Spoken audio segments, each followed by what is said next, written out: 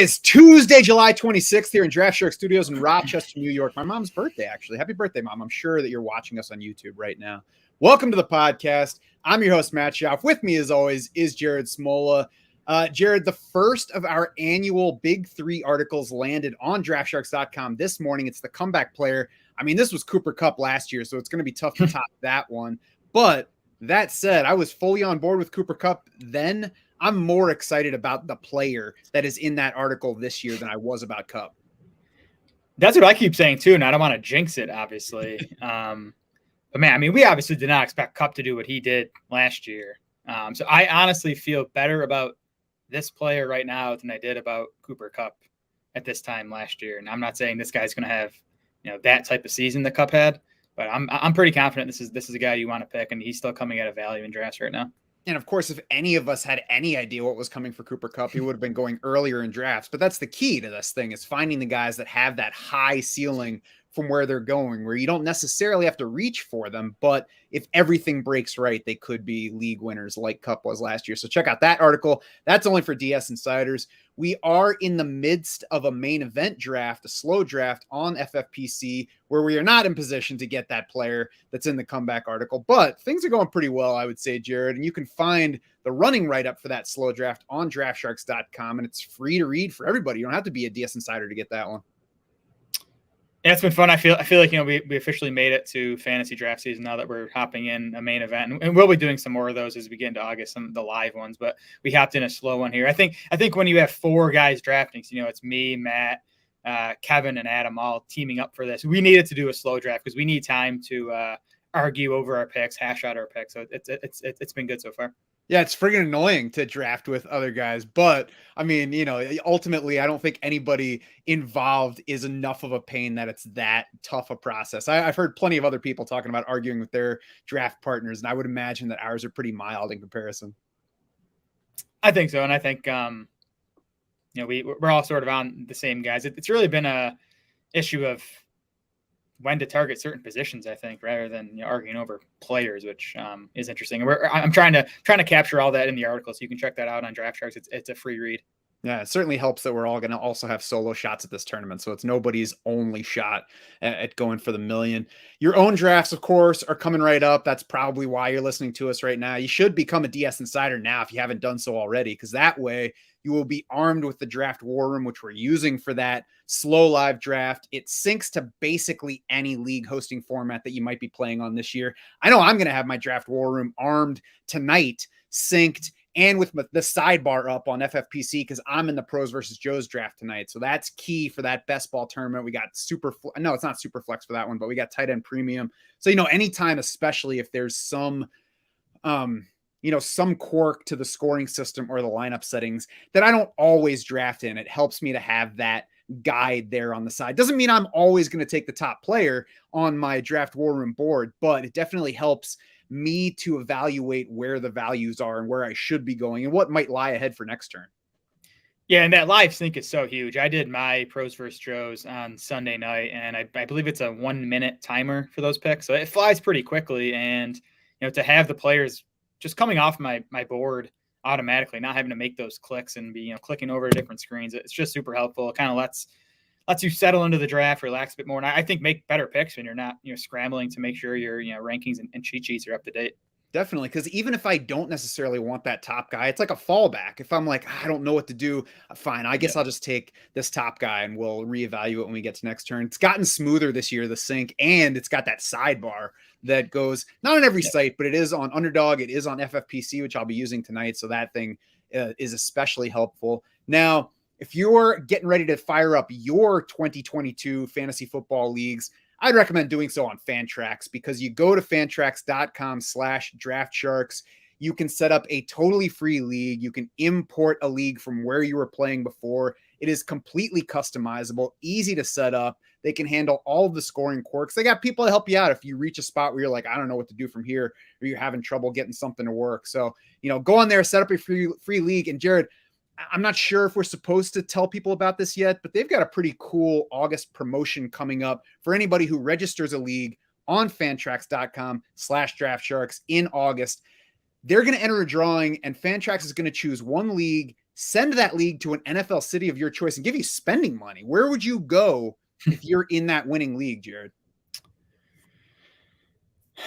I was thinking about this, and the non-football guy in me might pick something like Seattle, just because that's like a city that's like near the top of my list of cities I haven't been to that I want to been to. But man, I don't know if I could sit through a Seahawks game this season. So I ended up I think I'd go LA to a Chargers game. I think I think we both have money on the Chargers win it all this year.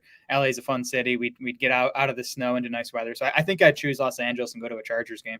I'm honestly surprised you didn't start it with Vegas. If somebody's sending you to any city and giving you spending money, I'm going to get crushed for saying this, but I think Vegas is a bit overrated. Oh, I'm honestly not personally a Vegas guy either. I would probably land on, well, I guess I shouldn't say probably because it would take a lot of thinking, but I think New Orleans would be a favorite of mine that would be in the mix. Denver's another place that I would like to get to. So, lots of options out there. You could let the team drive it. You could let the city drive it. But either way, it's a cool promotion. Go to fantrax.com/draftsharks. For now, we are going to move on to our penultimate divisional preview. We've gone through 6 of these already. We are to the East divisions. We're doing the NFC East today, Jared. And alphabetical order starts us with the Dallas Cowboys, where probably to the chagrin of Cowboys fans, it's the same coach as last year. Yeah, although not to the chagrin of fantasy owners, because this has been a good offense to invest in for fantasy. A big reason for that is because this offense. So it's Mike McCarthy back for his 3rd season with the team. Kellen Moore back for his 4th season as offensive coordinator. Dallas has finished top 6 in plays and top 2 in situation neutral pace in all 3 seasons under Moore so far. So fast-paced offense, lots of plays. They have finished number 1 in yards in 2 of Moore's 3 seasons, including last year.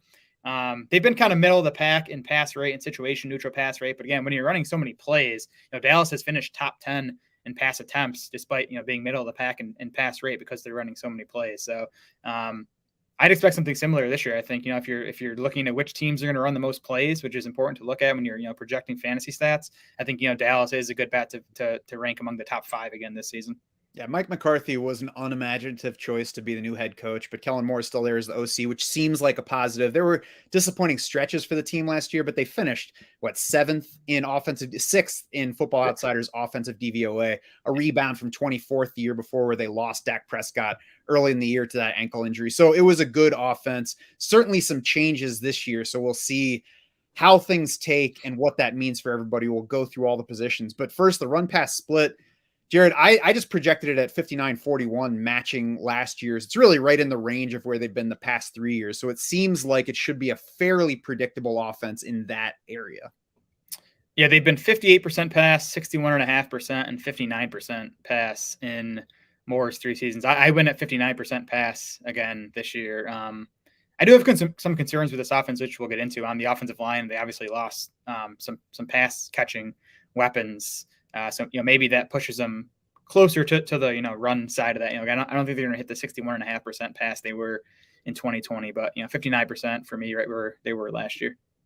Yeah, and I think that we expect them to be at least competitive, contenders for the division. We'll see about for the conference overall. I wonder if having a healthier Ezekiel Elliott, and we'll get to the running backs more in a minute, but I wonder if him being healthier makes them lean a little bit toward the run, especially when you consider what has left at wide receiver and the injury to Michael Gallup. But, before we go further into that, let's talk about the quarterback, because Dak Prescott rebounded last year from that injury the year before, 7th among fantasy QBs and fantasy points last year, of course, depending on your particular format.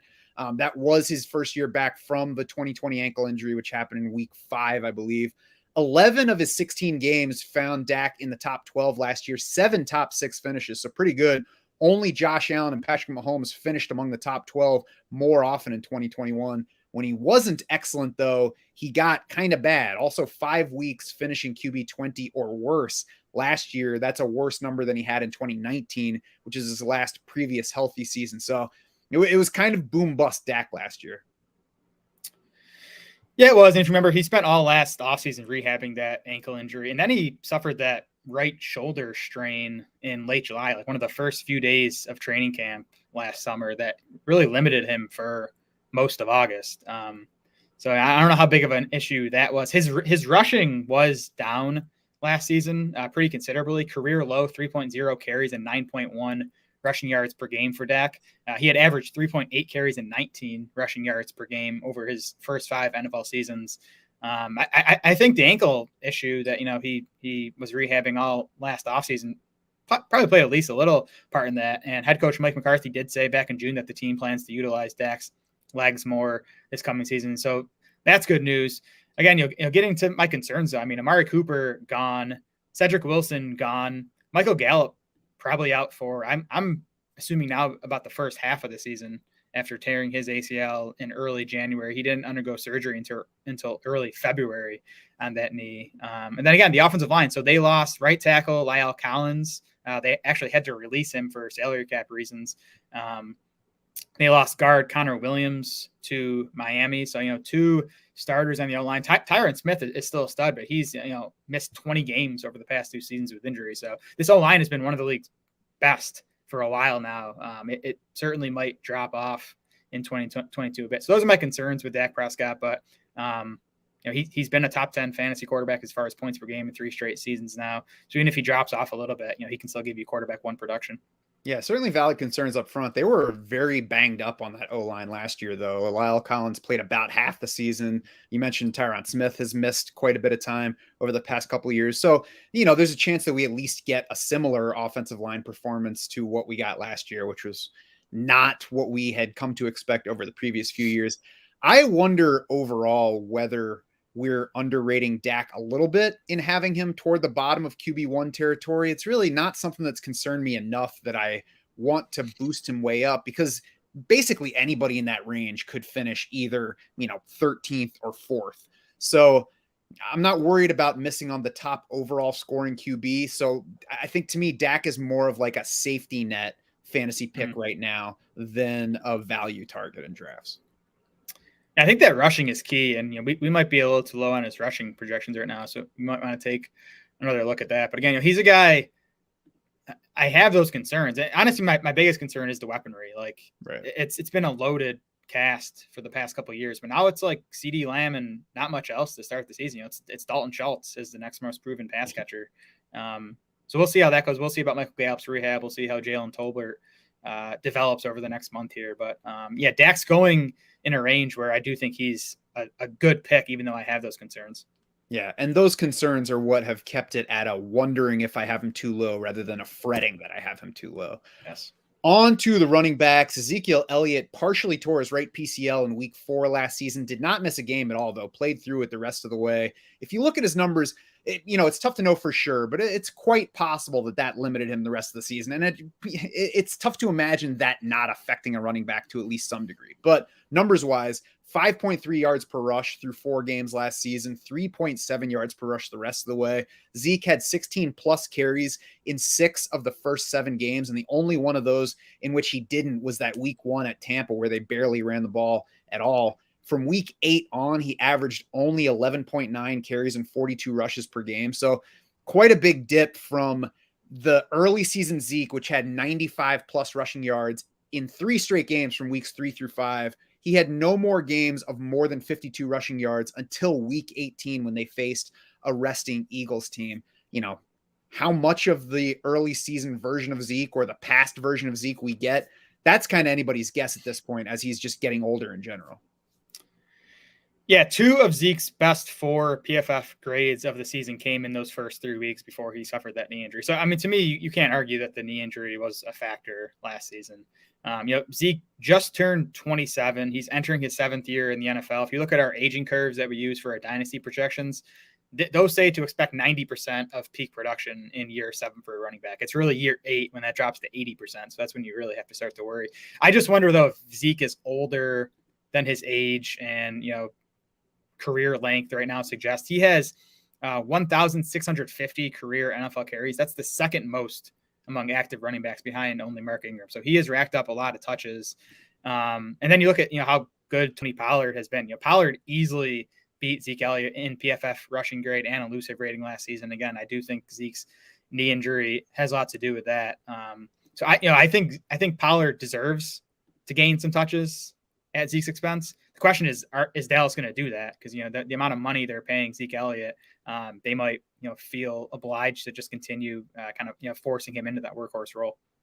Zeke averaged 24.2 carries per game back in his second season in 2017. Every year since then, that number has declined down to 18.8, 16.3, and then 13.9 last year. So the question at this point is, how much of last year's decline was for the knee and how much was the team doing what it should do, really? And this is a case where you can look at it and say it plainly would be smart for them to limit Ezekiel Elliott's carries more than they have before last season and give some more to Tony Pollard, who is just a more efficient runner and different in style. So like it would benefit their team to get different running styles out there and to get the ball into the hands of this more efficient younger guy. I'm not saying I think Tony Pollard's going to overtake Zeke Elliott, but I do think that if the coaches are being honest with themselves, they'll realize that we should at least see the kind of split in their workloads that we saw last year when Tony Pollard did get more than he had gotten in the previous 2 seasons.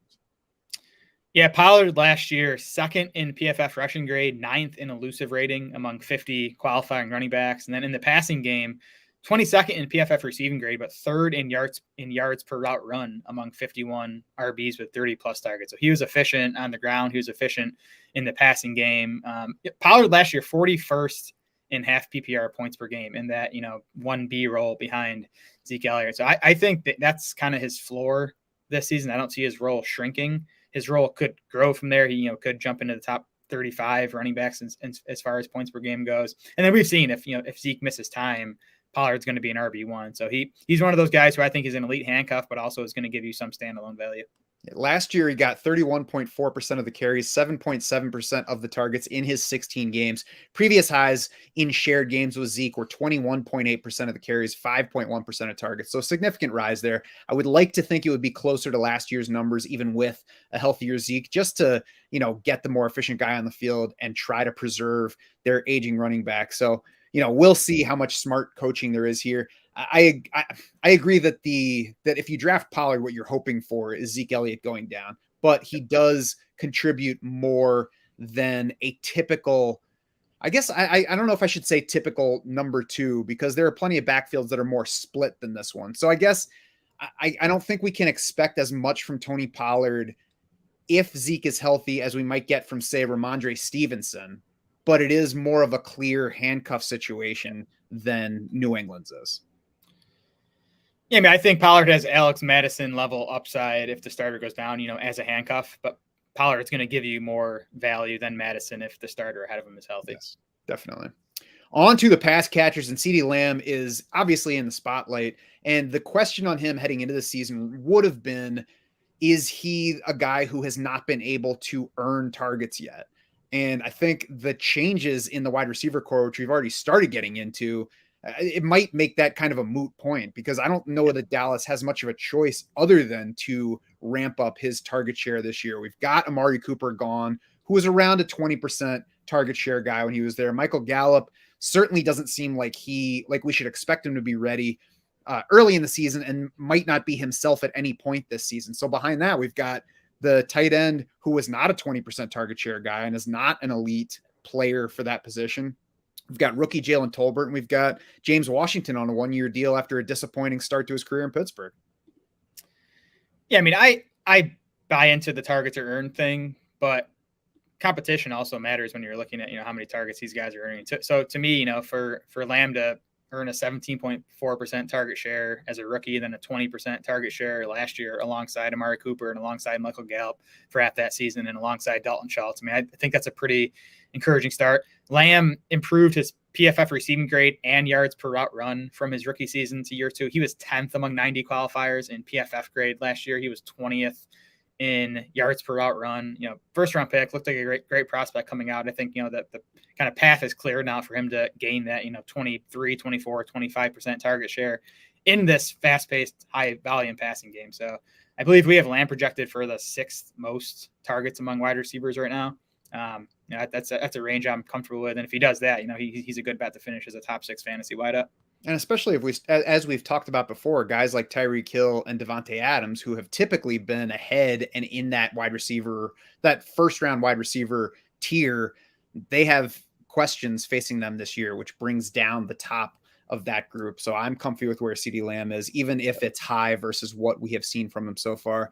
And, again, Michael Gallup is somebody I'm not drafting right now. We'll see what the summer looks like for him. Jalen Tolbert has gotten some first team work and some praise from the coaching staff. I think he's interesting, but now we're talking about, later in drafts and only targeting upside with little risk if they don't contribute anything. And Tolbert's been a buzzy player in fantasy circles, even the last few weeks. And I've noticed his ADP climbing. So we'll keep an eye on that. I didn't think he was a great prospect coming out of South Alabama. He spent 5 years in college, didn't win a starting job until his redshirt sophomore season. So that was his third year on campus. He did have a nice 2020 season, a really big 2021 season, 1,474 yards on 82 catches. But again, he was a fifth year college player at South Alabama. He is 6'1", 194 pounds, ran a 4.49 40. I liked his deep ball skills on tape, so I do think that makes him like a pretty good replacement for Michael Gallup, who does a lot of that deep ball stuff. And I also think James Washington isn't very good. So I do think Tolbert has a pretty good chance to, win this job. And that's going to make him the number 2 wide receiver in this good offense to open the season. So he's definitely interesting. I don't want the ADP to get out ahead of itself. So we'll have to keep an eye on it. Yeah, we'll talk about the ADP in a minute. So let's go to Dalton Schultz now before we get to ADP review. And obviously an out of nowhere breakout last season. Nobody entered last season thinking that he had the kind of upside that he finally showed. And he helped me win some money in FFPC in the main event last year. That said, I think his evaluation has gotten a little bit out of hand heading into this year. Yeah, me too, just because I don't think he's an elite talent. Like I love the situation. He was 6th among tight ends in targets last year, and there's room for him to see even more this year with, Cooper gone and Gallup out for likely the first half of the season. But even still, Schultz was only 9th among tight ends and expected half PPR points per game last year. He finished 5th in actual points per game. But you look at, yards per route run, just 16th among 35 qualifying tight ends. So yeah, I like the player, don't like the price tag on Schultz right now. 13th in target share at the position too. So he benefited from target volume. Certainly might benefit from that again, but it's just, you now have to pay for it. And let's get into that ADP review section to talk about how much you have to pay to get it. We talked about Dak Prescott. He's toward the bottom of QB1 territory at QB11 in underdog drafts right now. Russell Wilson, Trey Lance, Tom Brady are within a round ahead of him. Matthew Stafford, less than a round behind him there. All those guys are kind of floating in the same area. And I think it's a fair range for Dak Prescott. I mean, I think it's more than fair. Again, quarterback 7 in points per game last year. He was quarterback 1 in points per game in 2020. It was only 5 games, but he was on a massive pace. And then 2019, he was quarterback 3 in fantasy points. So again, I have concerns with the pass catchers in the O-line. But, those concerns are pretty much baked into the price tag. So I think he's a fine pick. He's not like a top target for me, but if Dak's the top guy there and I'm looking for a quarterback, I'm totally fine with him at quarterback 11.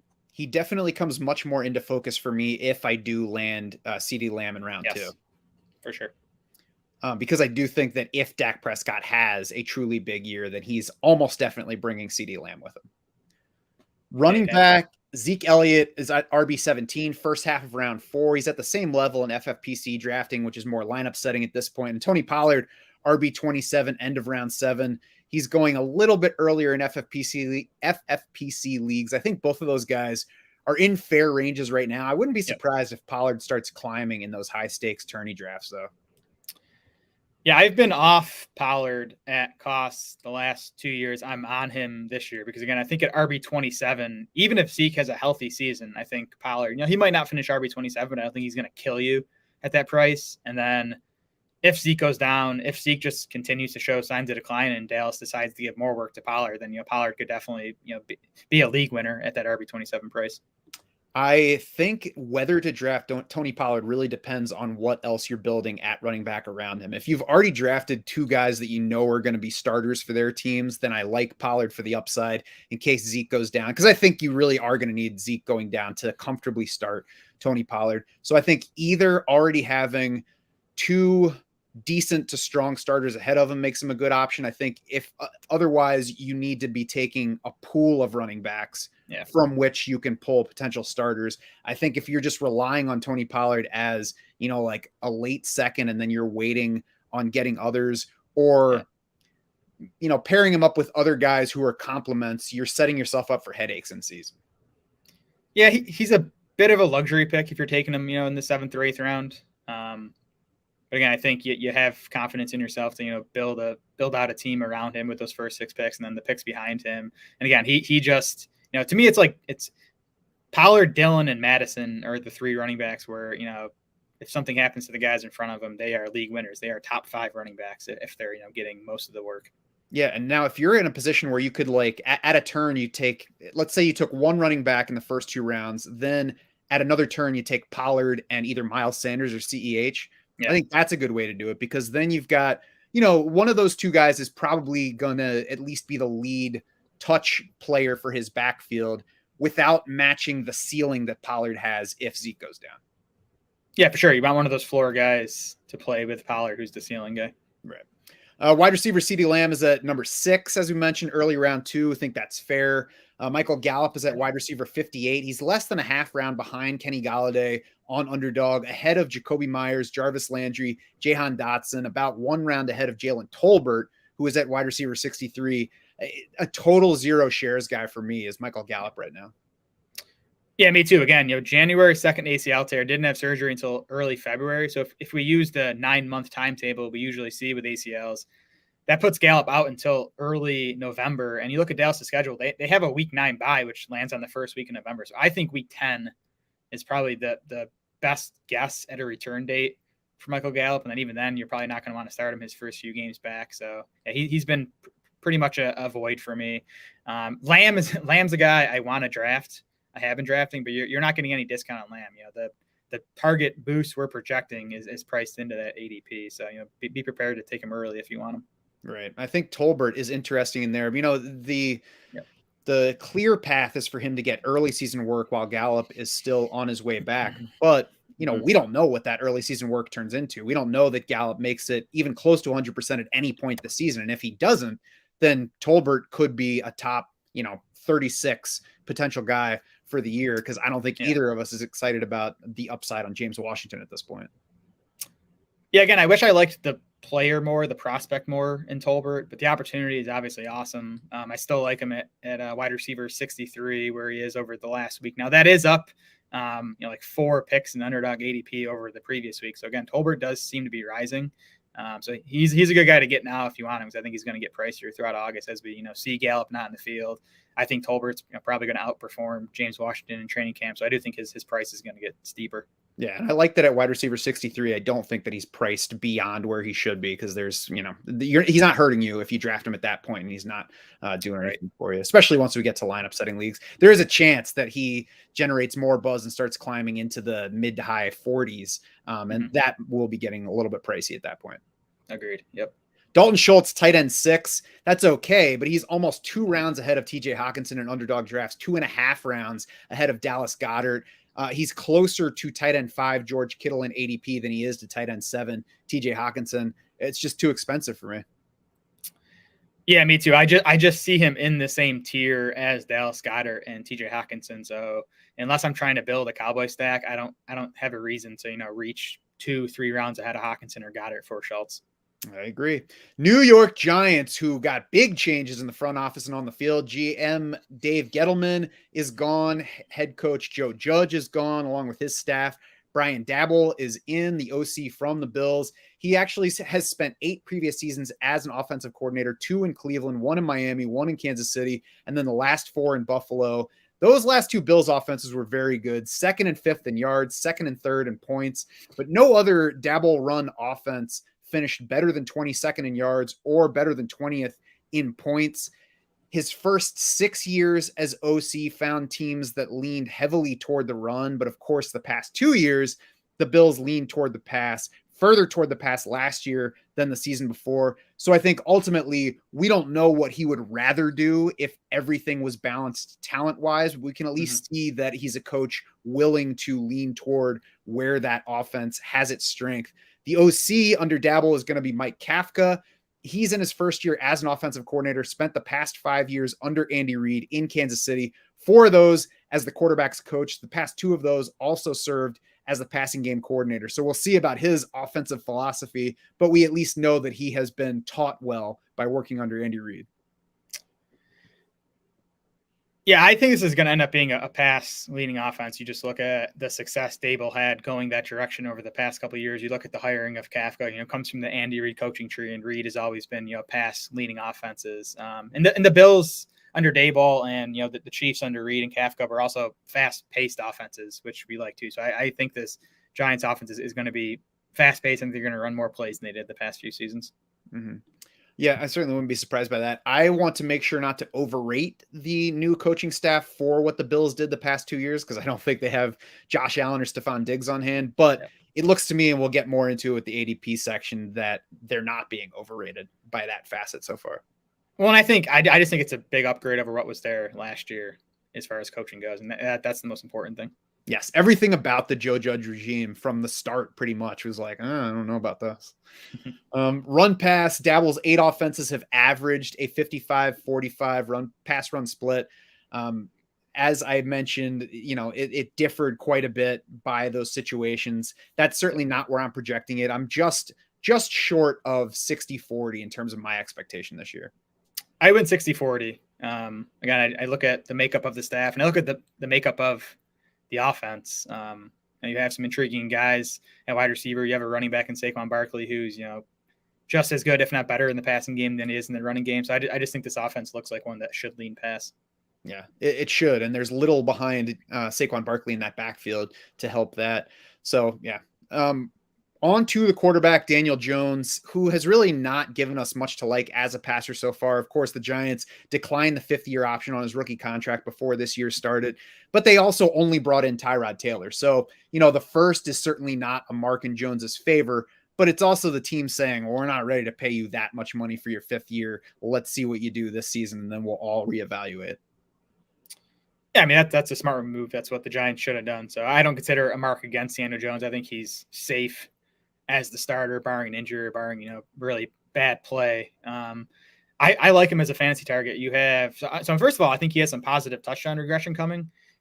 Jones has thrown a touchdown on just 2.6% of his passes over the past 2 seasons. That's 5th lowest among 41 qualifying quarterbacks. Now, he had a 5.2% touchdown rate as a rookie back in 2019. So he's already shown that he can be, league average or slightly above league average there. So that's working in his favor. You have the rushing production working in his favor, 26.3 rushing yards per game over the last 3 years. That's 7th best among quarterbacks. Again, you have the coaching upgrade. You have a healthy Saquon Barkley, which is going to help you, have a full season of Kadarius Toney. You have Wan'Dale Robinson arriving in round 2 of the draft. So there's some intriguing pass catcher steer, and the offensive line should be better. They spent the 7th overall pick of this year's draft on Evan Neal to play right tackle. Andrew Thomas emerged as one of the league's best left tackles last offseason. This could be a really strong tackle duo. They signed a couple interior O-linemen in free agency. So I'm not saying it's going to be a great O-line, but it should definitely be better last year. I think it can be a league average O-line at least. Yeah, the O-line should be better. There's at least room for it to be better. The pass catchers should be better. You don't have to be No, I don't think any of us is excited about any of these single facets, but there are reasons to believe that each of them could be better. And that includes the coaching staff that we already talked about. So when you put them all together, it's like, okay, this should be a better situation for Daniel Jones than what he's had the past couple of years. The rushing certainly helps. The TD rate, I agree, should rebound. Since 2002, which was when the league got to 32 teams, we've had 9 quarterbacks post multiple seasons of 3% touchdown rate or less. Only 4 guys, I think, have done so in consecutive seasons, as Daniel Jones did the past 2 years. 2 of those guys improved the following year. One was Mark Bolger, who was out of the NFL shortly thereafter. And then the other one was Sam Darnold last year with the Panthers. So we don't know about what his TD rate's going to do yet. So there's almost nowhere to go for Daniel Jones but up, and just Tyrod Taylor behind him. So we should expect him to be in there. Now, as long as we're not overrating Daniel Jones's upside, I agree that I like him as a prospect. What he's done fantasy scoring wise so far, 15th in points per game as a rookie, but then 29th, 21st in points per game the past 2 years.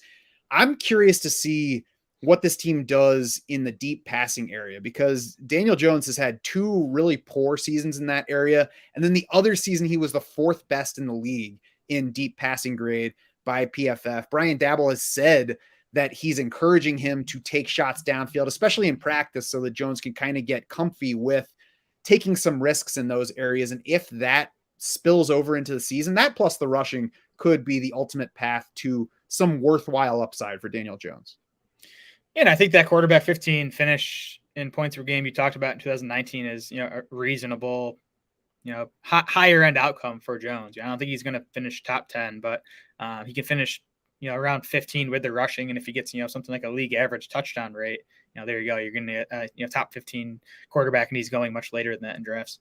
Yeah, we'll slot him more in those drafts in the ADP section in a few minutes. Saquon Barkley in the backfield. This is what his career has looked like so far. RB1 overall as a rookie, set the NFL rookie record for receptions by a running back. Year 2 found him suffer a high ankle sprain in week 3. He missed 3 games, had a slower production stretch right after his return, picked back up late in that season. I believe he finished that season 7th in points per game at the position. Year 3, ACL tear in week 2. Last year, of course, hit the season with clear signs that we should not expect anything close to Saquon Barkley in full, and we did not get that at any point last year. So that ultimately means we're all guessing to some degree what we get this year, but the signals on Barkley heading into this season are much better than they were last year.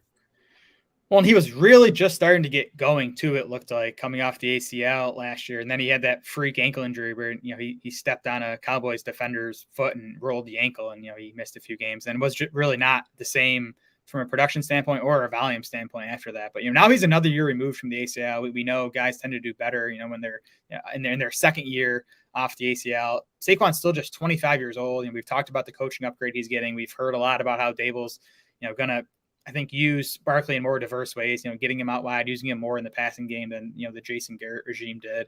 Again, I think the O-line in front of him is better. And to me, the biggest argument in favor of Barkley is, where else are these backfield touches going to go? It's Matt Breida, Antonio Williams, and Gary Brightwell behind Barkley on the depth chart. So it doesn't look like the Giants have any concerns about making Barkley a workhorse this season. That's kind of what I expect. And he's not signed beyond this season, so they shouldn't have any concern about overworking him this year and preserving him for the future. So I agree. There should be lots of touches coming Saquon Barkley's way. And if we expect the offense to get any better, which we should, it's bound to help out the do-it-all running back. Yeah. And I mean, I get the durability is, the legit knock against Barkley, I guess, if there is one. But I mean, I think all running backs are injury risks. We know that. And if you look at our injury guide and our injury predictor, Saquon Barkley has a lower % chance of injury this season than Christian McCaffrey, than Austin Eckler, than Derrick Henry, Dalvin Cook, Joe Mixon, Leonard Fournette, all these other guys going in the first 2 rounds of fantasy drafts, according to our numbers, have a higher risk of getting hurt this season than Saquon does. Right. If you're just not taking Barkley because you can't trust him to stay healthy, I mean, Derrick Henry was a 0 injury risk until the middle of last year when he broke his foot. So I think,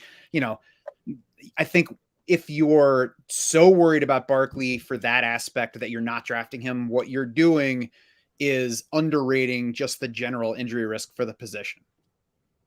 Don't draft scared. That's right. On to the pass catchers, where we've got an interesting group. Kadarius Toney, Kenny Golladay, Wan'Dale Robinson are really the 3 that are in focus for potential fantasy upside.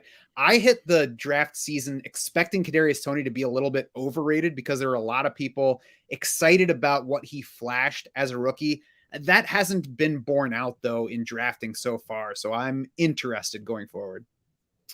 Yeah, he has climbed in ADP over the past few months, but I still think he's in a good range, a value range, a range where I'm still taking him. We only saw 7 games from Toney last season when he played 50+% of the Giants' offensive snaps, but he averaged 7.4 targets in those 7 games, a 21% target share. And he was awesome in yards per route run, 11th among 90 qualifying wide receivers with 50+ targets in yards per route run last year. One of just 8 rookie wide receivers that averaged 2+ yards per route run over the past 5 seasons. So, it was a limited sample from Toney last year, but it was encouraging. And, he was a first-round pick. I think it was a promising start to his career, and he's still priced at a point where you're not paying for much of that upside. Yeah, and just to give a little bit more context to that yards per route run stack, because it's easy to say a small sample, but these are the guys that were in front of him in that category. Looking at wideouts with at least 40 targets last year: Cooper Kupp, Debo Samuel, Devontae Adams, Antonio Brown, AJ Brown, Deontay Hardy, which is the outlier in there, probably because of at least a couple of those long touchdown plays. Anyway, Justin Jefferson, Jamar Chase, Tyler Lockett, T. Higgins, then Kadarius Toney and Tyreek Hill tied. So it's a pretty good group of pass catchers to be among. Yeah, and if you're wondering why we're talking about yards per run often, it has been shown to be a pretty predictive stat. More than something like yards per target, because it's weighing both how often you're getting targeted, and we talk about targets being earned. So you want to award guys for that, and then also what you're doing when you get targeted. Yeah, I mean, certainly no single stat is a silver bullet, but it's a worthwhile one for measuring. What he could use is deeper targets this year. He was 98th in ADOT among that 40-plus target wide receiver group last year, tied for 8th in yards after catch per reception. So we saw the run after catch ability that showed on his college tape. Would be nice to see him work a little bit further downfield. That can play into what Dabo was talking about with Daniel Jones being able to throw downfield more. But another mark for Kadarius Toney is that nobody else here is somebody that we're sure is going to do something this year, because Kenny Golladay had a very disappointing year last year. He also started out injured. I'm sure that hindered him along the way, but I think he's always been a guy that is not as good as maybe his fantasy high points might make you think. Yeah, I'm with you there. We were off Golladay at cost last year, and I think the biggest argument was just that he never earned big target shares in Detroit. I do think there's some reason to be optimistic about some sort of a bounce back this coming season. As you mentioned, he dealt with a bunch of injuries last year. He had a hamstring injury in August that cost him a bunch of time. Then he dealt with hip, knee, and rib injuries during the season. But he was not very good as far as yards per route run, 74th among 90 qualifying wide receivers. He was 60th in PFF receiving grade. Now he's still just 28 years old. He's making a bunch of money. I don't know how this staff feels about him. That's the thing with Golladay and Toney, is these are holdovers from the previous staff, so we don't know exactly how Dable and co think they fit into the offense. So that'll be worth monitoring in August. But I do think Golladay, you look at the rest of the wide receiver core, I mean, he's a good bet to be a starter, to be on the field, and to get those targets.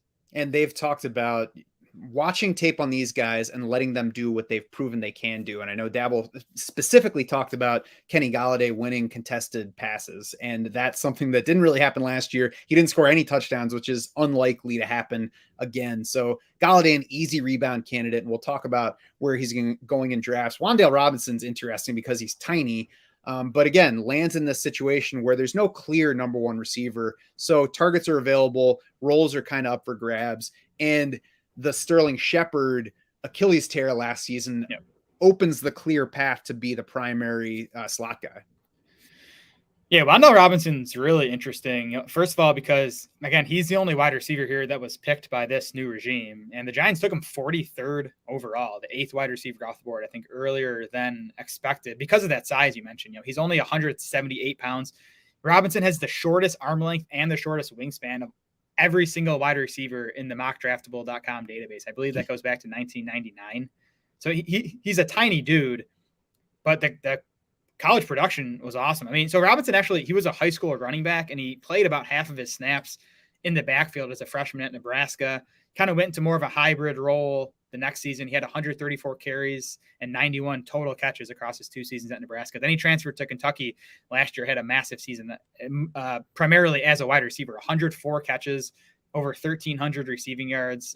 He was top 11 in the country in both catches and receiving yards. He was top 5 among 251 qualifying wideouts in both yards per route run and PFF receiving grade. So again, to me, it's like only the size is a knock against them. Great college production, got the draft capital, finds opportunity in New York. So he's a guy I'm interested in. It does seem like, he's destined for the slot. He played there in the spring. I think, his size sort of dictates that. So I think, to open the season with Shepard coming off the ACL, it doesn't sound like Darius Slayton is Achilles. Yep. It doesn't sound like Slayton is really part of this team's plans. He's been a cut candidate. He's been rumored to be on the trading block. So I think it's going to be Kenny Golladay and Kadarius Toney on the outside and Wan'Dale Robinson in the slot. And you look at Dable's offenses in Buffalo, they were near the top of the league in use of both 3 and 4 wide receiver sets And I think, this, you look at the tight end group, which we'll get to, this looks like an offense that's going to get a lot of wide receivers on the field. So I think Robinson's going to get a lot of playing time right out of the gate. Yeah, so if we're expecting at least a decent pass lean, we've seen Wan'Dale Robinson get plenty of first team reps in spring workouts, I'm sure, going forward in training camp, and the weak tight end group that you alluded to. Yep. Daniel Bellinger, as a rookie, was the first guy up to be the starter here. He's now on the PUP with a quad injury. We've got Ricky Seals-Jones and Jordan Akins behind him, neither of whom has done anything of real note in the NFL. So there should be lots of 3 wide receiver sets in this offense. There should be targets to go around. And good for Wan'Dale Robinson is that, no matter how much we like Kadarius Toney or Kenny Golladay or, see the upside to them, there's nobody in this offense that says, I'm definitely the wide receiver 1. I'm commanding the largest share of targets. So it's up for grabs. Any of these guys could get to that 18 to 20% range.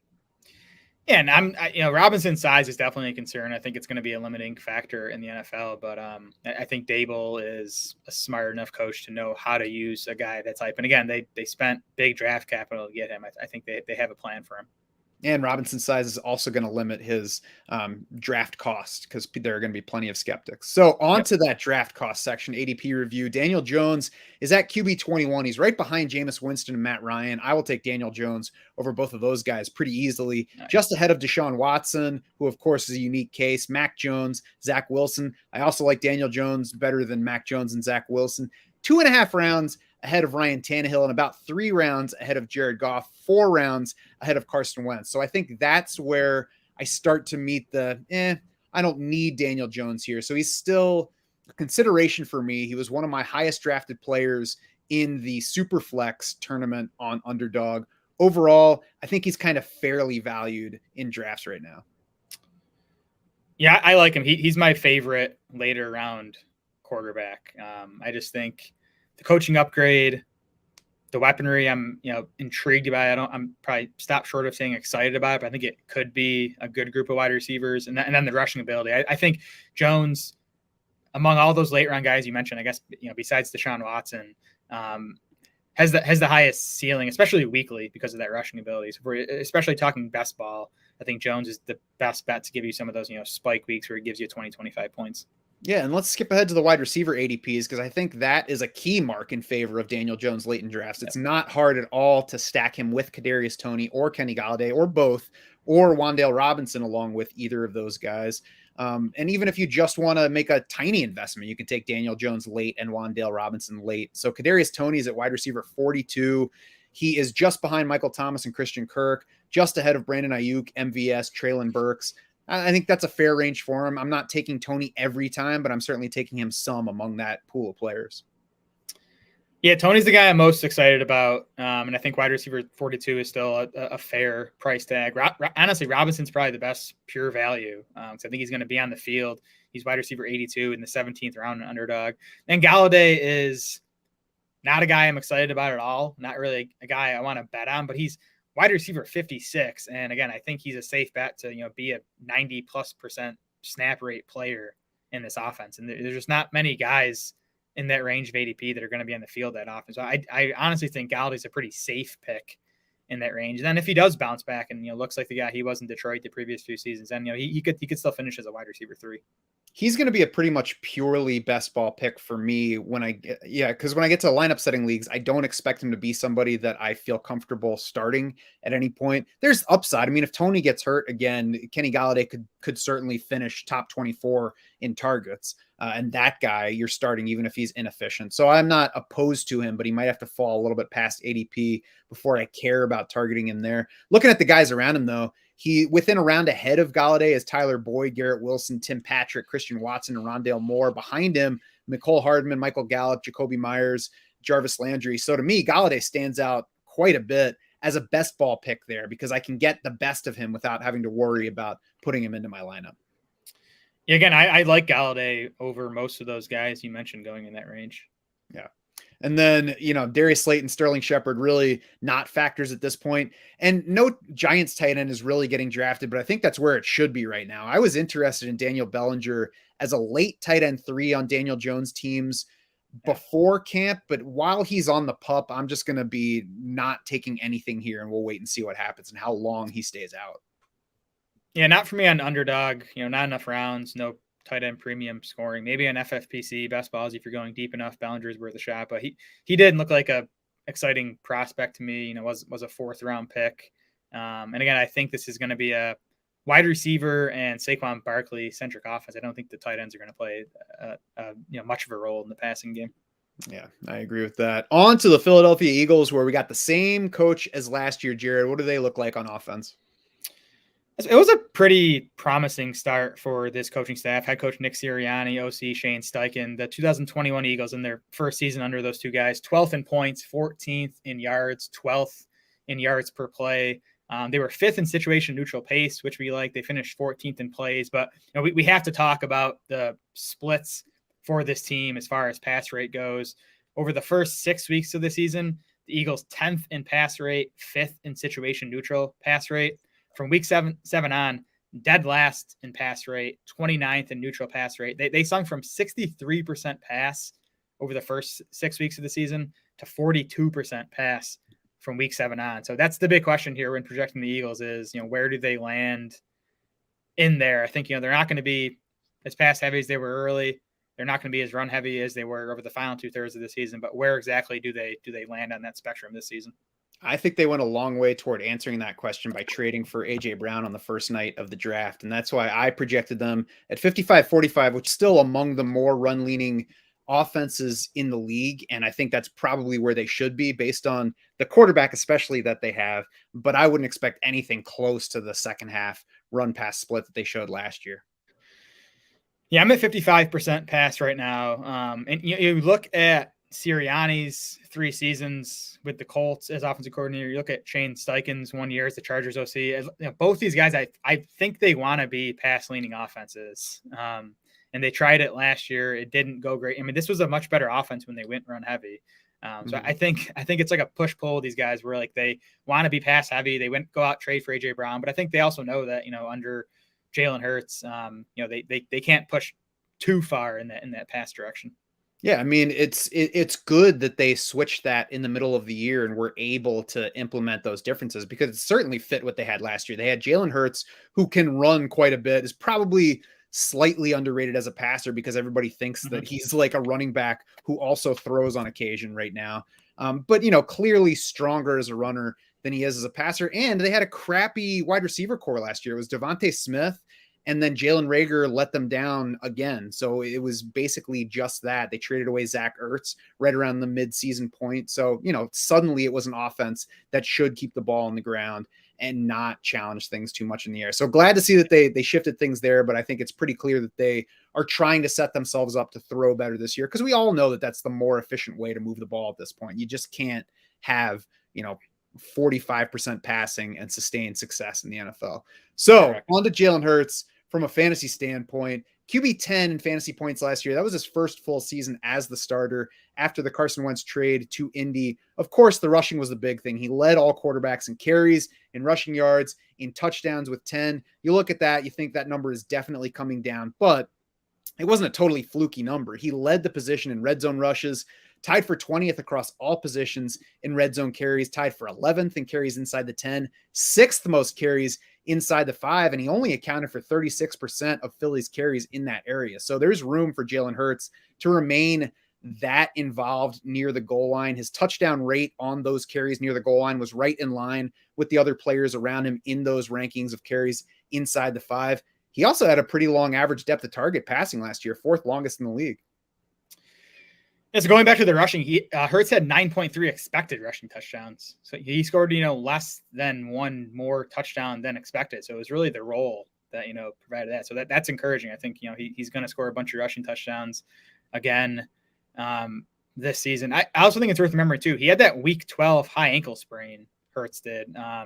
He was much more productive in fantasy before that. He averaged 22.6 points per game before the ankle sprain, just 17.5 after. So I think he was even better last year than the final numbers would suggest. And I do think he's improving as a passer. I mean, he's young. It's only his 3rd year. He improved everything last year. Completion rate, yards per attempt, adjusted completion rate, adjusted yards per attempt, all improved from year 1 to year 2. Hurts was 14th among 31 qualifiers in PFF passing grade last year. So he's already, I think, league average passer. I think there's room for him to get better. I think even if he doesn't get better, the passing numbers are going to improve when you add someone like AJ Brown to the mix. So, man, I think Hurts has a chance to finish quarterback one. Like I think there are, 3 or 4 guys I'd bet over him to do that, but I think he's one of the guys that could finish quarterback one when you talk about the rushing and then the passing upside he has with Brown added to the mix. I agree. I would not bet on him leading the position in scoring, but if he is at the end of the year, I'm not going to be like, where did that come from? It's like Kyler Murray a couple years ago. He has that same kind of path where Kyler Murray did it with 11 rushing scores, plus it was like a 4.6% passing touchdown rate. Yep, for sure. On to running back, where Miles Sanders, we've talked about plenty. And I want to start with kind of the downside on Miles Sanders. 35th in carries per game last year, 29th in opportunities per game. Did leave a couple games early, limited in a couple others. But if you look at even just the 9 games, he played more than a third of the snaps. He averaged 12.8 carries, 3.2 targets. So those are not big numbers. He had a 43.6% share of team rushing attempts over that span, 10.2% of team targets. Again, that helps to kind of put some context on a team that was not throwing the ball a whole lot over the second half of the season. And if you take out the Jalen Hurts carries, then when Miles Sanders was healthy, he was getting 63.2% of Eagles carries by anybody other than the quarterback. His efficiency metrics have climbed, so he has been a good player when he's gotten the ball, and it seems like an improving player when he's gotten the ball. Yeah, and Sanders missed a bunch of time with a couple different injuries last year. He had ankle injuries, broke his hand later in the season, and the majority of his healthy games came early in the season when the Eagles were pass heavy. His fantasy points per game and his expected fantasy points per game both climbed pretty considerably, in his final 3 or 4 games when the Eagles were going run heavy. My concern with Sanders, the more I've dug into the Eagles, is just that he's gonna lead the backfield in total touches, but is he gonna get the money touches we want in fantasy, which come in the passing game and near the goal line? Because last year Sanders 30 targets in 10 games. Kenneth Gainwell actually saw 31 targets in those 10 games, and Gainwell missed one of those 10 games that Sanders played in. So I think Gainwell might out target Sanders this season. And then you look at carries inside the 5-yard line last year. Miles Sanders had just 6 of them. Jalen Hurts had 13. Boston Scott had 12. Jordan Howard had 8. Now Howard's gone, so those are available. But the Eagles did not really want to use Sanders near the goal line. So that's my concern. Like, he's gonna get 200, 250 touches, but if he's not going to get the majority of the pass catching work, if he's not going to get the goal line carries, that might be empty touches for fantasy football. Yeah, I agree. I started out draft season excited about him at cost, and I'm still taking him in best ball at cost, but I think he's less interesting now. I don't want to give too much downside, because I do think that he still makes plenty of sense at cost, because maybe he just gets the ball more than we're expecting. Maybe Kenneth Gainwell is not ready to be a significant player. It's worth remembering that Kenneth Gainwell was a 5th round pick and I don't know, a limited player last year. So I guess kind of spinning it forward a little bit to the other players in the backfield. I love the talent on Gainwell. I was a big fan of him as a prospect before the Eagles drafted him. I did not love how long he lasted in that draft. I loved the early opportunities he got last year in a backfield that had a healthy Miles Sanders. I hate that once Miles Sanders went down the first time, Boston Scott and Jordan Howard jumped ahead of him. Yeah. So I'm going to be very interested to see what the Eagles say and do with Miles Sanders versus Kenneth Gainwell in terms of roles this summer, both in training camp reports and in the preseason games. Yeah, I think the Eagles view Gainwell as a change of pace, pass catching back, and not like a, typical pure backup runner behind Miles Sanders. So I think that limits the fantasy upside here. I do think there's some pass catching upside to Gainwell, though. He was awesome in that facet at Memphis. 51 catches for 610 yards and 3 touchdowns as a redshirt freshman at Memphis in 2019. He sat out the 2022 season there for COVID concerns. Then you look at what he did last year as a rookie. 33 catches on 50 targets, 253 yards. All of those marks led Eagles running backs. And league-wide, he was 12th in PFF receiving grade, 17th in yards per out run among 49 qualifying running backs. So he looks like a strong pass catcher. I'm with you. I don't like that he dropped so far in the NFL draft.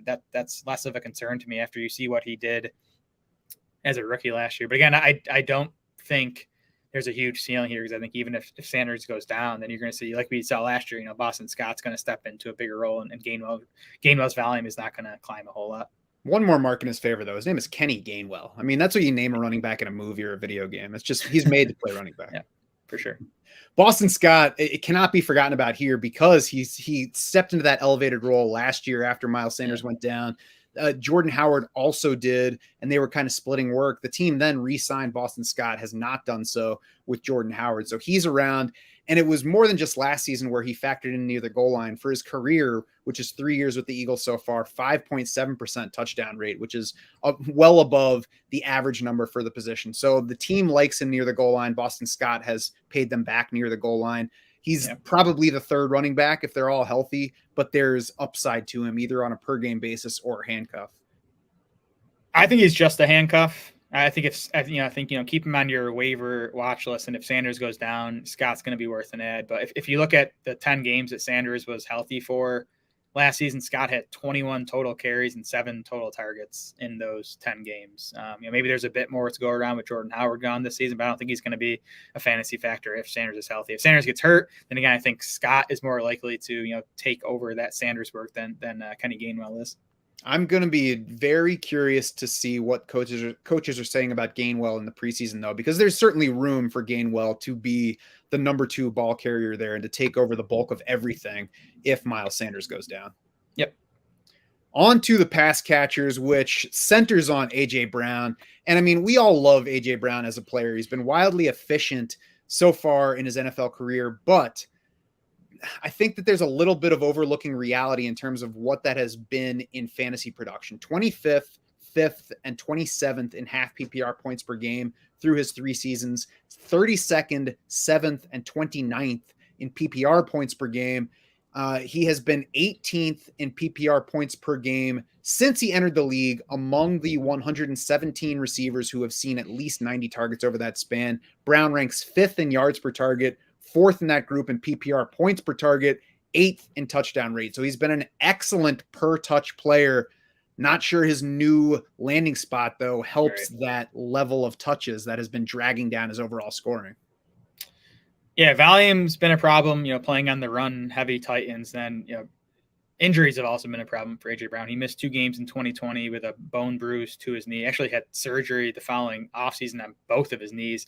Then last year he missed 4 games with hamstring and chest injury. So that's been an issue. You're not going to bet on injuries going forward. So I don't want to really use that as a knock against him. But to me, the concern still when just looking at Brown, where he's going in drafts is, again, I don't think this is going to be a super pass heavy Eagles offense. I definitely expect them to pass more than they did last year, and especially over the final 2/3 of the season. But maybe a mid-pack finish as far as pass attempts go for the Eagles. And then you just have tough target competition. I mean, Devonta Smith, first-round pick last year, coming off a nice rookie season. He's not going away. Dallas Goedert, I think, is in for another big role this season as really, to me, one of the 5 or 6 best pass catching tight ends in the NFL. So I just don't think you're going to get 28% target share A.J. Brown in this offense, and I think that's almost what he would have to be to pay off his ADP right now.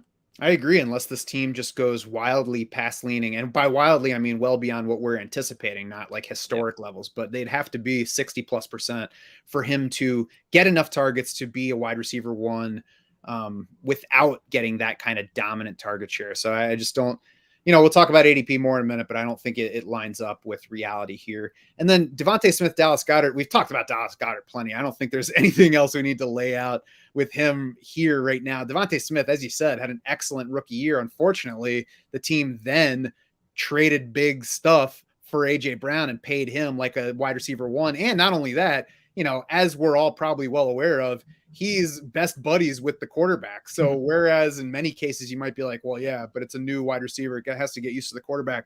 These guys know each other very well. So very much like Devonta Smith, the player and the long-term outlook, but, concerned for what is really possible for him this season. Yeah, I think A.J. Brown's probably a better player than Devonta Smith, and I think A.J. Brown is definitely the favorite to lead these wide receivers in targets. But again, Smith had an encouraging rookie season. He drew 104 targets on a pass run heavy offense. Smith led the Eagles in targets, 21% target share. So that's encouraging. He was 25th in PFF receiving grade among 90 qualifying wideouts, 30th in yards per route run. Those were both top 4 marks among rookies. With Smith, you have to hope that, because he's probably going to lose target share from that 21%, but you have to hope the increased pass volume for the Eagles kind of helps offset that. The ceiling is definitely capped, but I think he could still give you wide receiver 3 level production. On to ADP review, we've got Jalen Hurts at QB6. He's been boosted in that area certainly since AJ Brown's arrival. I think it's a fair spot. It's a little bit high now, though, for him to be a specific target player for me at the position. To me, he's just become that 6th elite quarterback that I want to get my hands on. Now it's just an extra guy added to that mix where if I miss out on Kyler Murray, who's going 4 picks before Jalen Hurts, you have Lamar Jackson and Mahomes going around before Jalen Hurts. If I miss out on those guys, then Hurts is there as sort of the final fallback after. And honestly, I'd rather draft Jalen Hurts around after Mahomes. I'd probably even rather draft Hurts a round and a half after Justin Herbert. I think to me Hurts, Kyler, and Lamar are my 3 favorites among those elite quarterbacks. He's the one that I care least about stacking with a pass catcher too, because I'm not paying to get AJ Brown. I don't need to get Devontae Smith, having missed out on AJ Brown, because I don't think that Devontae Smith's going to be the breakthrough guy. Dallas Goedert, I definitely like stacking with Jalen Hurts, but I'm okay if I have Jalen Hurts and I don't wind up with Dallas Goedert, because the ultimate ceiling for Jalen Hurts is that he has a huge rushing year and also a very good passing year. Yeah, definitely fair. Although, most of my teams end up with Dallas Goedert. So if I draft Hurts, he's usually stacked. That's right. On to running back. Miles Sanders is at RB26. Kenneth Gainwell is at RB50. Boston Scott is at RB83. Among those guys, Boston Scott is definitely the best ball value. He's at a level where he's not always getting drafted. And I think if you look at the other guys around him, he has the clear appeal that he gains touches if either Sanders or Gainwell goes down, and he could just be in the goal line mix even when everybody's healthy. So you could steal a starting week or 2 from Boston Scott even without those other guys getting hurt.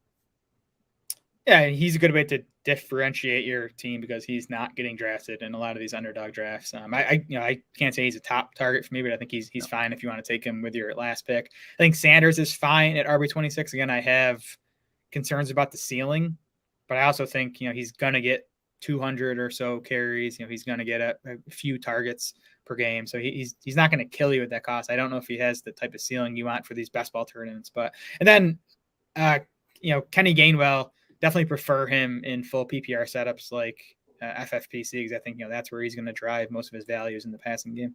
Yeah, I'm not really targeting either of these guys at this point. I'm fine with both of them where they're going, especially for best ball purposes, because I think this could be a somewhat unpredictable backfield. It's the middle of round 7 for Miles Sanders right now. He's about a half round behind Antonio Gibson.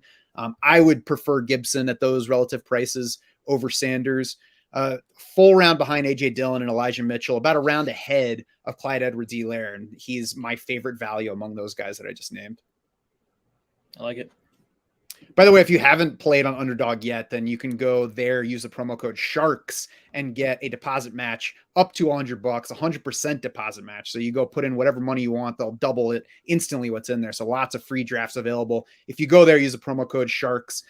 Wide receiver, AJ Brown at wide receiver 11, Devontae Smith at wide receiver 35. Like I said, I like AJ Brown, but at wide receiver 11, beginning around 3, he's just not really a consideration for me. You have to weigh him against guys like Mike Evans, T. Higgins, Tyreek Hill, and Keenan Allen. And then even if you don't want to take wide receiver right there, there are attractive options in rounds 4 and 5 as well. Yeah. I don't want to be completely out on AJ Brown just because he's a very good player. And we're talking about a format that can favor just, a couple of spike weeks at the very end of the year. But especially if we get to a best ball tournament that doesn't have those 1 week playoffs at the end, AJ Brown's even less in the mix for me.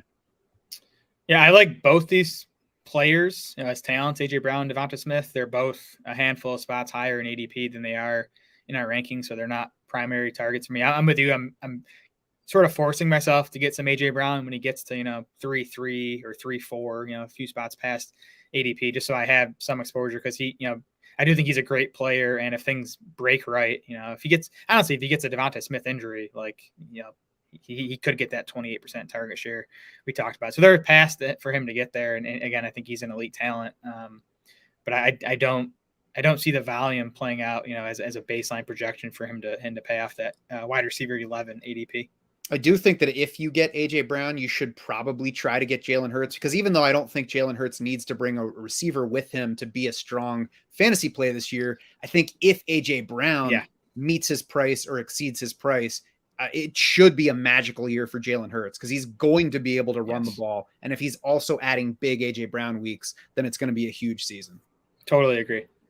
Devontae Smith's fine. He's just behind Adam Thielen, Elijah Moore, Russell Gage. He's ahead of DeAndre Hopkins, Drake London, Hunter Renfrow, Allen Lazard, in the mix. Also, I'm not scared that I'm missing out on something big if I just don't happen to land him there. Yeah, I'm with you. He's just fine. Again, I'd much rather draft Dallas Goedert as the pass catcher from the Eagles. Quez Watkins at wide receiver 103. If you have Jalen Hurts on your best ball roster, I think Quez Watkins is a nice differentiating last round pick. I need more than 18 rounds to begin an underdog to draft Quez Watkins. That's what makes him such a differentiator, because old guys like Jared don't want to go for that. Dallas Goedert, tight end 8. I mean, we talk about him pretty much every time that ADP comes up. He's around behind tight end 7, TJ Hawkinson. He's less than a round ahead of the next two guys, Dawson Knox, Zach Ertz. Basically, I think, Jared, the only way to sum it up at this point is if you are drafting with a DraftSharks.com draft war room, it is probably going to tell you at some point to draft Dallas Goedert.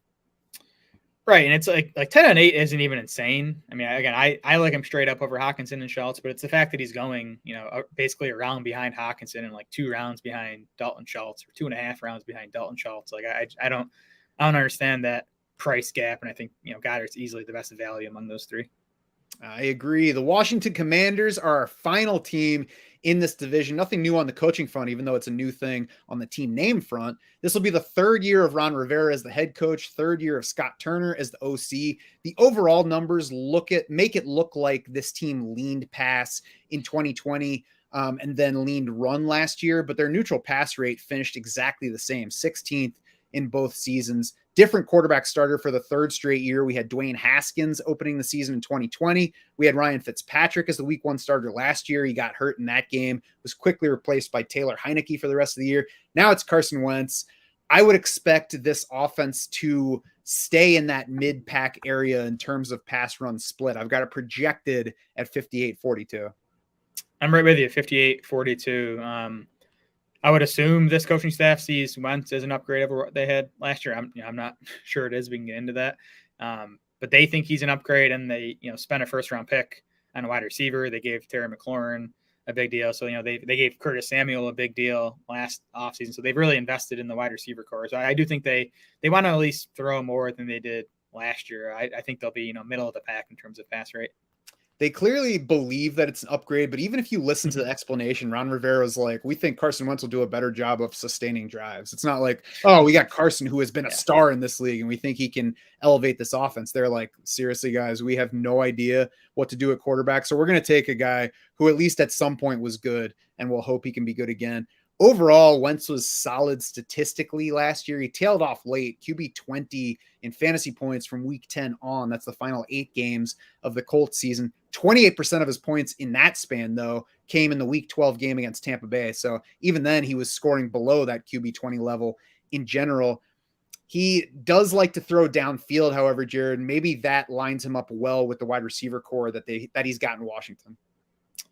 Yeah, I think that's the argument in favor of Wentz, if there is one. I do think it's a nice group of weapons with Dotson joining Terry McLaurin and Curtis Samuel. You've got a couple capable pass catching backs too, and then Wentz does give you some rushing production. He has 215 plus rushing yards in 3 straight seasons now.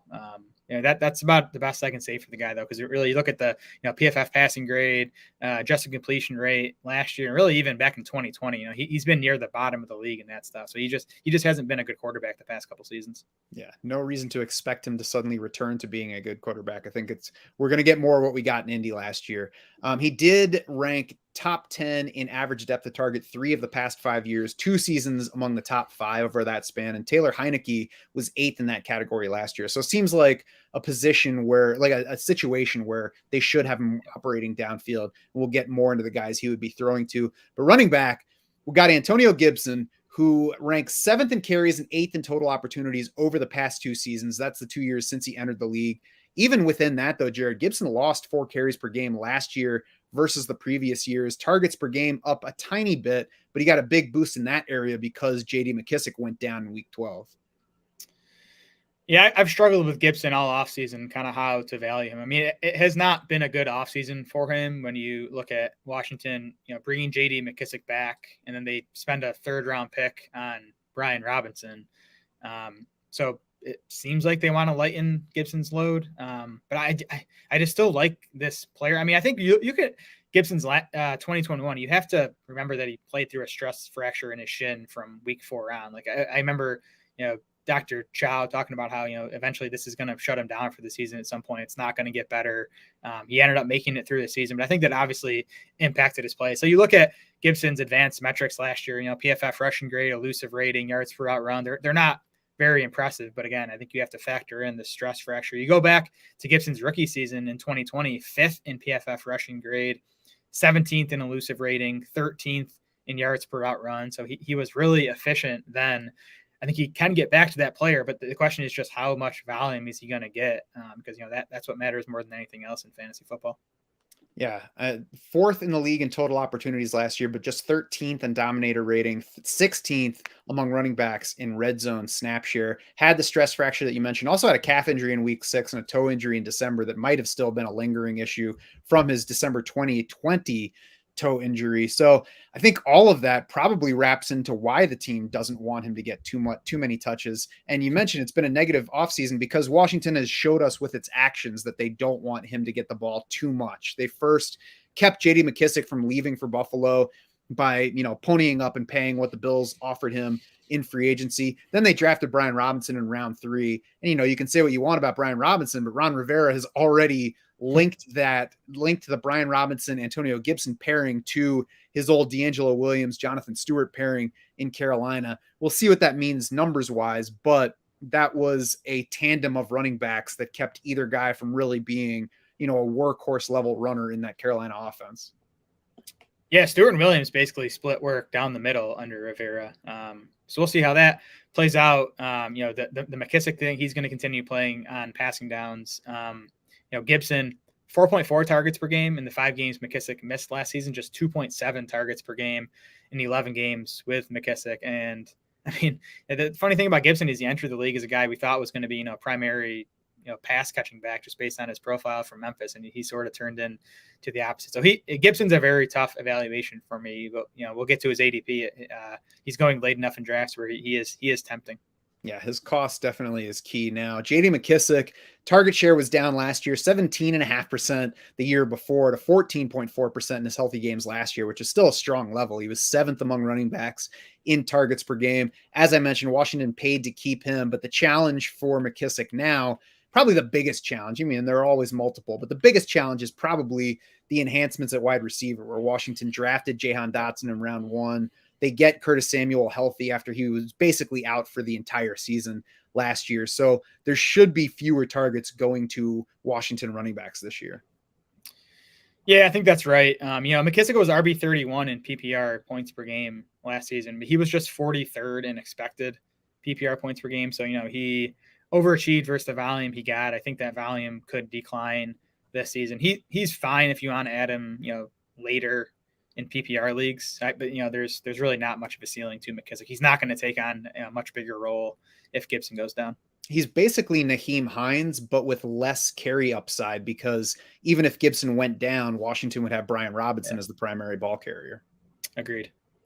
Now, Brian Robinson, the question on him is, was he just blocked by, otherworldly talent in the Alabama backfield before last year, or is he not a good enough player to command touches in a college backfield, and thus we have to worry about that in the NFL? We'll see what the answer there is. But when he finally did get the opportunity last year, he handled 61.9% of Alabama's running back carries, 62.5% of running back catches. So they gave him the ball a lot, both as a runner and a receiver. And it was still an Alabama team that went to the national title game. So it's not like we're talking about a bad year for Alabama. Then Robinson, he is a little bit bigger than Gibson. He notched an 85th percentile speed score in pre-draft testing. was drafted in round 3, of course. So Washington at least likes him to some degree. Yeah, I lean more towards Robinson not getting on the field just because, there was so much talent ahead of him at Alabama. Like you said, he had a nice 2021 season. Robinson 13th in PFF rushing grade among 170 qualifiers last year, and he got the draft capital. I mean, 3rd round, 6th running back off the board. So, Washington, spent up for this guy. Robinson's one of my favorite late round targets in fantasy drafts right now. I think at minimum you're getting the handcuff to Antonio Gibson. Again, I don't think J.D. McKissic is going to see much of an increase in rushing volume if Gibson goes down. I think Robinson's going to get the majority of that. And then I think there's a chance Robinson's a standalone option. Maybe probably not in lineup setting leagues, but I think he can give you starting level weeks in best ball if this backfield does look more like those Panthers days under Rivera, where it's, closer to a 50-50 split between Gibson and Robinson. The Athletics, Ben Standig mentioned that, he thinks Robinson might be this team's goal line back. Gibson struggled with ball security throughout the past couple seasons. So, there's a lot of paths, I think, for Robinson to pay off for where he's going in drafts right now. I agree with all that. You said handcuffed. Does that mean that you would put Robinson on the same roster with Gibson, or are you just saying there's upside to him if and when Gibson goes down? Well, I definitely don't like drafting handcuffs in these best ball tournaments. So I would not draft Gibson and Robinson together on an underdog or FFPC best ball tournament team. But I do like getting one of those two guys. And I think if you get to, more contained 12-team leagues, you can draft both of them, especially at the prices they're going. Yeah, I still think it's not optimal to pair them together even on, a 12-team lineup setting roster, but you can do stuff like that in a 12-team league and not really be killed by it. Yep. Pass catchers, Terry McLaurin leads the way. Yards per catch rebounded last year. Yards per target and yards per route run have dipped for 2 straight years. So we saw his average depth of target rebound last season went from high, 14.4, I believe, his rookie season, down below 10 yards the second year. That bounced back up to 13.9 last year. So when you look at that rebounding and yet the yards per route run continuing downward, blame that on inefficient quarterback play. So is Carson Wentz the solution to that? Probably not. Does Carson Wentz help that some versus Taylor Heineke? There's at least a chance that he does. There's a chance. I like the downfield passing aspect with Wentz for McLaurin. I think, that meshes well. I don't like with McLaurin. His best PFF receiving grade and yards per route run mark came as a rookie. You don't love seeing that. Now, last year he was still 21st in PFF receiving grade, 26th in yards per route run among 90 qualifiers. So they were still solid marks. I don't love that he hasn't really progressed since his rookie season, I guess. And I do think he's also probably facing his toughest target competition since he's been with Washington after, Washington spent that mid first round pick on Jahan Dotson. I think Curtis Samuel should be healthy this season after, a lost 2021. So, 23.6% target share for McLaurin last year. I think, that's a number he might have trouble repeating this season. Yeah, we could be looking at like an Amari Cooper level number 1 wide receiver where he leads the team in target share, but he's not truly a target share leader. Curtis Samuel basically missed all of last year with that groin injury. That, of course, followed him signing a 3-year deal at an $11.5 million average with Washington. Scott Turner said after they signed him then that Samuel was, quote, just scratching the surface on what he's capable of. Now, Samuel, of course, played under Turner and Ron Rivera in Carolina, so they know better than most what he might be capable of. If we look at the average target depths for Curtis Samuel in Carolina, we see a pretty big range of what's possible. He went from 9.4 as a rookie to 12.2, 14.8, 7.5. That last year was after Turner and Rivera were gone. And that was also the year in which he spent the most time in the slot. So I look at him and I think that he's most likely settling in the slot between McLaurin and Jahan Dotson this year. But there's also just the chance that these guys move all those wide receivers around because they view Curtis Samuel as just as much of an outside threat as an inside threat. Yeah, I think Samuel's best in the slot, and I think he's best as a short-range target, get the ball in his hands, let him do stuff after the catch.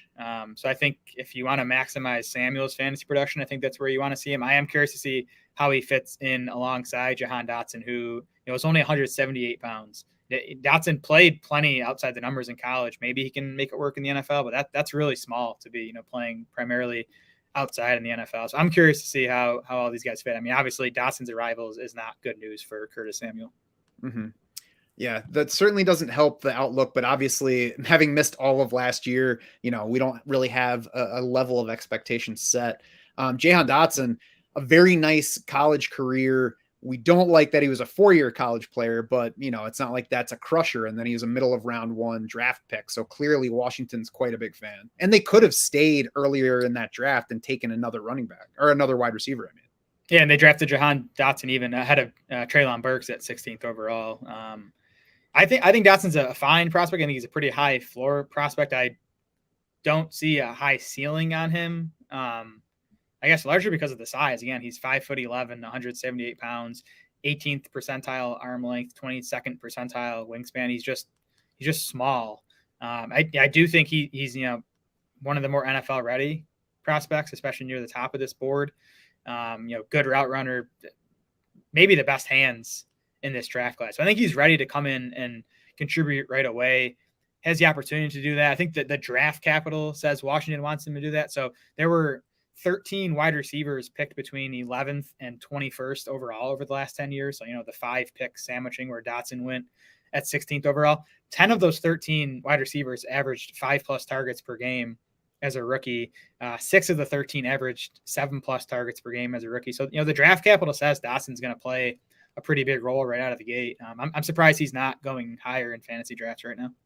The hands and downfield ability are going to, they set him up for potential splash plays and buzz in camp and preseason. So there's a chance that he does some things, has a big preseason game that pushes him up the ADP board. We'll talk about where he is in drafts. I don't think he's been overpriced just yet. Yep. Agreed. Logan Thomas, before we wrap up the pass catcher section, coming off a December ACL tear, was not an exciting prospect just in terms of talent before that. So, I mean, I'm total wait and see on Logan Thomas at this point, because I'm not scared that I'm missing out on anything special if I don't draft him. Well, yeah, it was ACL, MCL, lateral, and medial meniscus for Logan Thomas, and the injury was on December 5th. So yeah, he even said his timeline is putting him back. He said, quote, somewhere around week 4.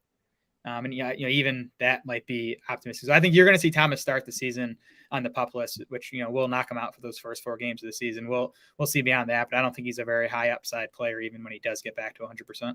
Yeah, he's been a totally volume-driven player to this point. So there's no reason to take the chance on him. And he has slid down draft boards, to be fair. So getting into that ADP section, we've got Carson Wentz at QB 28. And really, regardless of everything else, that is the biggest argument in favor of drafting him, because QB 28, all he has to do is something from that level, and he's a strong value. I mean, he's not going to be the difference between you winning and losing a league, but he might be, all things considered, the best quarterback value because of that extremely low price for best ball purposes. Well, he's the cheapest locked in starter other than Davis Mills, who's going 1 spot and 4 picks behind him in ADP, and that's worth something in best ball, just getting quarterback starts.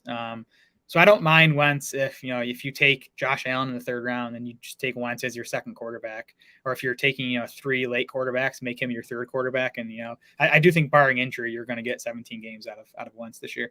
Yeah, and just looking at his annual points per game finishes in fantasy, starting with last year, 18th, 22nd, 14th, 14th, 3rd, 27th. So that was his rookie year back in Philly. Otherwise, he has way outperformed at QB 28 starting point. Now, again, I think he's more like that QB 18, where there might be a couple of spike weeks, and overall, he's not going to be a true difference maker. But from QB 28, he's like, if you're getting later in your draft and you're like, do I need to take a quarterback now, because I also really want this guy? Carson Wentz is the reason that you can say, all right, I'll take that other guy and wait on a quarterback, because nobody likes Carson Wentz right now. Yeah, quarterback 22 in our rankings. So, there is some value there. And the other reason that it's fairly easy to take Carson Wentz in these is the wide receiver ADP. Terry McLaurin's at wide receiver 19, which is fair. And if you have McLaurin, it certainly makes Wentz a little bit more attractive down in that range. But Jahan Dotson is wide receiver 62. Curtis Samuel is wide receiver 79. So you can take late stacks on Wentz and either or both of those wideouts and just get nothing but upside. Yeah, Dotson's my favorite target here. Again, I do think he's NFL ready, and maybe he's never going to be a dominant number one receiver in the NFL, but I think he can contribute this season. And you look at, again, the draft capital Washington spent on him, makes him a good bet to be on the field and to see good volume, a better volume than the wide receiver 62 price tag he's going at right now. Running backs, Antonio Gibson started out much higher. He was early in draft season. It seemed like he was a little bit undervalued. And that's maybe because I wasn't factoring in the chance that Washington would do these things to keep him from maximizing his touch count going forward. But he is down to the end of round 6 on an underdog now. He's RB25. So to me, that's at a level where I still have questions about him, but I mean, he definitely has upside beyond that and is unlikely to crush you from an RB25 round 6 starting point. Yeah, I think he's a gamble worth making at RB25. You can get him in round 7, even in round 6. I mean, he's young, he's big, he's athletic. He's shown something through his first 2 NFL seasons. So yeah, and at RB25, even if he loses a few carries per game to Brian Robinson, he loses targets like he did last year to McKissick, like he can still be okay at that price tag. And if either of those guys goes down, he's getting what they're taking from him. So JD McKissick's our RB56. It's late enough to be fine, but he's going behind Jamal Williams, who I like much better. James Robinson, who I'm still not drafting, even though there's the positive report on him lately, not making it onto the pup. Marlon Mack, I would also prefer over McKissick because I think there's more weekly upside. And then he's going just ahead of Mark Ingram, Raheem Mostert. Again, I just think we're talking about basically Nyheim Hines here. Yeah, no interest in McKissick in half PPR on underdog. Maybe in full PPR like the FFPC, but even then, I'd rather take Brian Robinson for starters. In the same backfield here, because I just think Robinson has a much higher ceiling if things break right for him. Yep, and he's RB59, about a round behind McKissick, but I agree the upside is there. And even when Gibson's healthy, Robinson should get some goal line touches. So even if we're talking about 3 games where he scores a touchdown, that's value from that starting point. Yeah, I think he's my highest owned, later round running back right now on underdog. Logan Thomas down to tight end 26. He's now outside the top 200 players in ADP. So that's late enough where, like, if you feel like betting on him, fine. He's still not in the mix for me. I'm skipping because even in that range, I think there's more upside elsewhere. Yeah, you still have. I mean, I'd rather take a shot on Taysom Hill than Logan Thomas. I'd rather take a shot on Mo Alley Cox, Brevin Jordan. I'm just not interested in Thomas, especially again. I think he's going to miss at least the first 3-4 weeks of the season. I would rather differentiate in the large field tournament and take John Bates at tight end 50, who is probably the number 2 tight end in Washington. And, if Logan Thomas never really makes it all the way back this year, maybe John Bates is a starter all year and gives us some of those, spike weeks. I don't want to say huge spikes, but if John Bates delivers you any starter weeks this year, those kind of spike weeks. Hey, all you got to do is find the end zone at tight end, and you're probably going to be a top 12 guy for the week. Mm-hmm. So that's going to do it for this 7th episode of the divisional preview series. We got one more of those to go. It's the AFC East on Thursday, so join us for that. Much more to come, though, from the podcast in general, including a number of shows where we're going to be gathering with our buddies from the Deep End podcast, Mike Shope and Adam Krautwurst. We've also got more coming in our Beat Writer series this week. So subscribe or follow on Spotify, on YouTube, Apple Podcasts, wherever you get your pods to make sure that you don't miss a single episode on the way. For Jared Smola and the rest of the Draft Sharks crew, I'm Matt Schaff saying thanks so much for swimming with us.